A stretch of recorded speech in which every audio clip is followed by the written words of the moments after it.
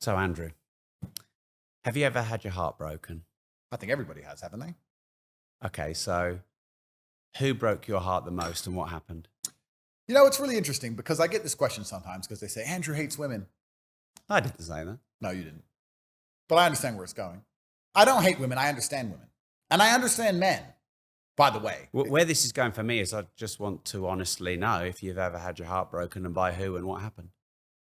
When I was younger, I think every man who didn't stay with his first love forever will have had their heart broken. So did your first love break your heart? It's difficult. And I don't want to say like she broke my heart because I'm not going to give this person that degree of power. We broke up. I was young. I missed her. It was my first girlfriend. Yes, that's all true. Did she act in a way which was particularly nefarious? I don't think so. I think she was just a woman doing what women do. And I was just a young man who was. So did she like cheat on you or something? No, we just broke up. I mean, but this is the thing. This is what I'm saying. I know women. Back then, we just broke up and she didn't want to be together anymore. I didn't understand why. Now, me knowing what I know, was she fucking someone else? Probably. Because that's what women do. Like, I know more now. But I wouldn't say that, like, she broke my heart. I can't accept that framing because that would mean that she took action to damage me. I can't take that framing. Did you feel hurt? I felt perplexed and confused. But now with experience, my heart can no longer be broken because I can't be confused by anything. I understand the world very well now. So I think every single man who's ever been with any woman ever has had his heart broken at some time. Yes. Does that affect how I view women now? No. What affects how I view women are their own actions. Like people will say, oh, who hurt you? You see women so bad because someone hurt you. No, I see women the way I see them, which isn't even bad. I see women in a particular light because of how they act, and I see men in a particular light because of how they act. Both sexes. This is not even a gendered argument. But I wouldn't say my heart's been broken any worse than anyone else's. In fact, I would argue that my heart's been broken less than everyone else's. I see a whole bunch of men out here who are finding out the kids aren't theirs, or they've been married for 20 years, getting divorced, losing their life's work, or losing the house. That's heartbreak. I ain't lost nothing.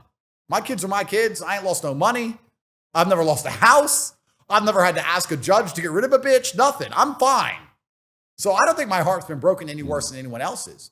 I think I'm just hyper realistic about the human nature of things. And I think that I'm very good at not becoming emotionally invested or not becoming obsessed with the idea of or hoping for some kind of fantasy I do not believe exists between humans.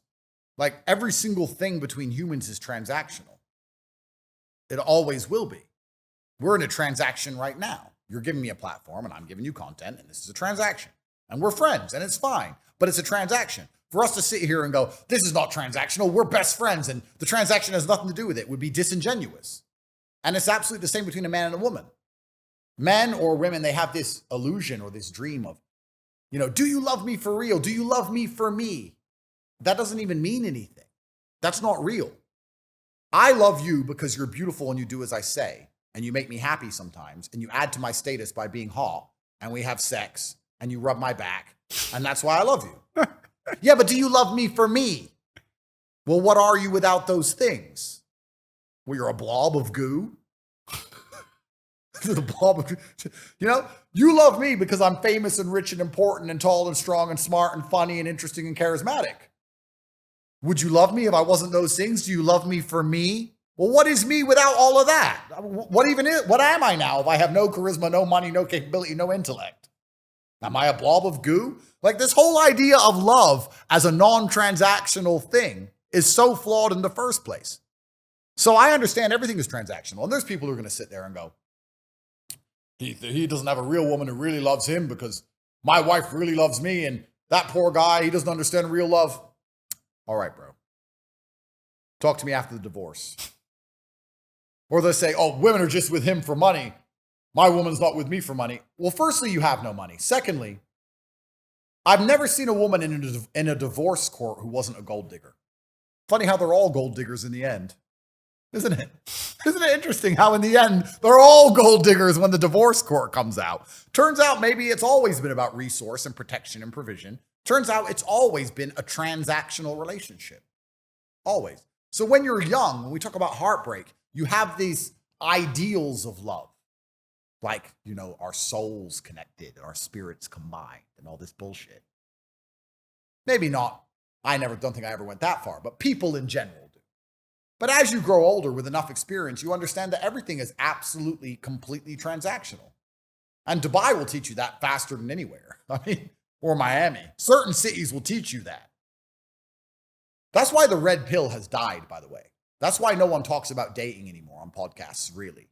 Because with the internet, with Instagram, with social media, with a few key changes in the last 4 or 5 years, it's highlighted the fact that rich men get women because they're rich, and pretty women want rich men because they can afford them a certain lifestyle, and it's all just absolutely transactional. And if you're a brokey, there's nothing you can do to say to a hot girl to convince her that she doesn't want the man with the boat. On a long enough time scale, she's going to want the man with the boat. She wants the rich guy because all her friends have rich guys, and it's peer pressure, and it's social media, and she gets too many invites, and sooner or later she's going to leave. That's it. I'm not saying that a richer man can always take your girl. I'm saying that you have to afford her enough of a lifestyle for her to be content in that lifestyle, for her to not chase a lifestyle. If you can't offer her any form of lifestyle, she's going to eventually fall prey to the vacuum of scrolling TikTok and watching all these girls less pretty than her with Birkin bags. Sooner or later, she'll be like, well, I want a fucking Birkin bag then. Why is this bitch better than me? That's how it goes. Is that not a cold way to live? Well, it is. Are you cold inside? Listen, Rob. When I go to the club in Dubai or Miami or anywhere else, and 20 beautiful women are trying to talk to me, if I were to think that they love me for me, I'd be an idiot. And if they were to think I love them for them, they'd be an idiot. The point is, it's actually completely fine if you're logical about things. I am perfectly fine for a gold digger to attempt to gold dig me because she ain't going to fool me into giving more than I want to give. And if she's hot enough, I'm prepared to give a little bit so that I can have her beauty and her company and her time. It's a transaction. I'm fine with it. Even if there's a loving feeling sometimes. Do you want that? No, but what I'm saying is love can be a play. Love can be observed from above. Love can be, look, I love her. I pay all her bills and take care of her, and I fly her around on private jets. And look, she loves me because I'm big, strong, rich, famous Andrew. And look, we're in love. Look, we hold hands. Look, we're having a kiss. Look, you can observe it from above like you observe a play on a stage, on a theater, or observe ants having a little battle on the floor. You can observe it for what it is, but don't get caught up in it. Don't be living inside of the lie. Because it's not real. It's a transactional agreement. You're business partners. My woman is not my best friend. She's my business partner. We're in the business of children or in the business of showing off on boats, depending where you are in the hierarchy of my women. We're business partners. We have a job to complete. And you're with me because I can provide X, Y, Z. And I'm with you because you provide X, Y, Z. This whole love crap. I'm not saying I don't feel love. I'm not saying that the love is not a feeling that exists. I'm saying it's not an independent entity outside of the transaction. It's actually completely transactional. All things in life are. Am I sounding psychopathic? I don't think so. I don't think it's a cold way to look at it. I think it's just the reality of things. And when you understand that, you have a different view of perhaps all of your past relationships. So we'll talk about my first ever girlfriend. What do I think happened now? I think she fucked some other guy. What did I think happened at the time? That she fell out of love with me and just didn't want to see me anymore for no reason. And I didn't understand. Why? Because we were happy. Now, do I have a certain view of women because of that event? No.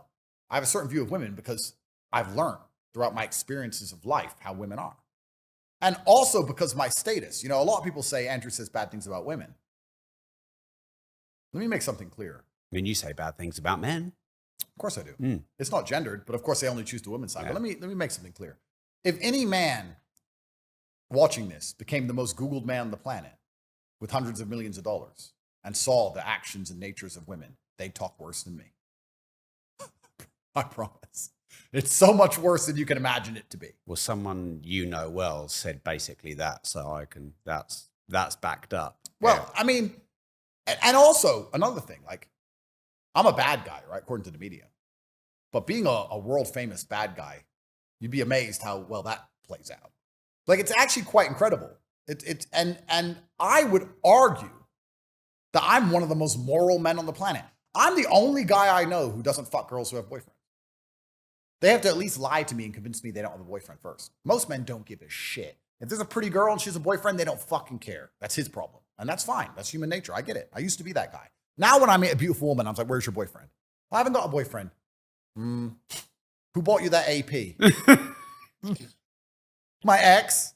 Oh yeah, all right. When did you break up with him? I start quizzing them. And when they finally admit in the end, oh, well, yeah, I'm kind of seeing this guy. Nope. Because I don't want the bad karma of it. Because I don't care enough about women to even steal them off. I don't care enough about women to even want them off another guy. I'm so over chicks. I don't give a shit anymore. I have my wives and I've retired. I've got my 5 or 6. It's enough. I can't be bothered. Most men in my position wouldn't do that. Most men in my position would just steal everyone's girl at random, which I could do, but I don't do. So anyone who's saying, oh, Andrew says bad things about women, they're still living in this idealistic view where they believe women are not transactional and that love is love and that Disney princesses and blah, blah, blah. If they were ever in my position for a day, they'd be talking worse about women than I ever have in my life ever. Because you'd be amazed how cold and ruthless those princesses you're in love with are. You'd be amazed how cold and ruthless they are. And any man who's been around it knows that every man who's been around enough women has the stories of her answering the phone to her boyfriend in the bathroom afterwards or whatever. And you're just like, bro, it's a cold, dark place, bro. But that doesn't mean love isn't real. I'm saying you just have to approach love for what it is. You know, it's interesting. We'll talk about Lily Phillips quickly because people always ask me, Andrew, what would you say to Lily Phillips? And I see all these people trying to preach to Lily Phillips, and I don't know why. And she's the 1,000 guy girl. Yeah. She gets railed left and right. Yeah. She's a whore. She knows she's a whore. She admits she's a whore. And that's fine. Like, I see Russell Brand and a few other people, and everyone's like on podcasts where they're saying, God thinks more of you. God expects more of you. No, he doesn't. God made her a whore. And there's always been whores. It's the oldest profession in the world. There's always been sluts. I mean, and men want sluts. Like, we all want a wife we can trust, and we want sluts. We want both. If we get a boat, we want it full of sluts. Here's my yacht. Bring women. And if someone goes, I can bring a bunch of women. They're all blonde. They're all gorgeous. They all have big tits, but they're a bit slutty. Oh, no, don't bring that. Don't bring that one. Of course, you say bring them. So there's no problem with sluts and wives. There's different quality of women out there.